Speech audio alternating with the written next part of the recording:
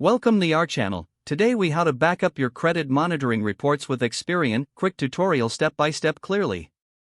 To back up your credit monitoring reports with Experian, first, visit the Experian website. Log into your Experian account with your registered email and password. On your dashboard, navigate to the credit monitoring section. Select the report you wish to back up. Once the report is open, look for the download option. Click on the download button to begin the process. Choose your preferred file format for the report, typically PDF is recommended. Confirm the download and select a location on your device to save the file. Once saved, you can access the report anytime directly from your device. Consider backing up the file to a cloud storage service for added security. Review any specific instructions provided by Experian if needed.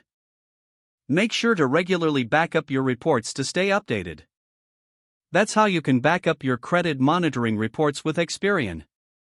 If the page does not load, refresh the browser or try again in a private or incognito window. Make sure you are using the correct email address, then retype it carefully to avoid small typos. If your password is not accepted, use the reset option and create a new strong password you can remember.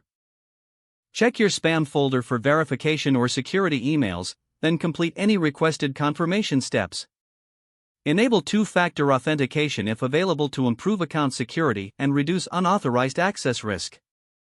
After signing in, review your profile details so your contact information and settings are accurate and current.